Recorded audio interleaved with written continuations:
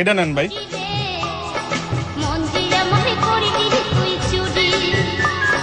একটু হালকা চারচার ভাই, কেমন জানি একটু চারচার করবানছে ভাই। জানছে ভাই দেখা লাগবো না, আমি আপনার একের একটা মাল দেখাইতেছি, এটা পছন্দ হইবই।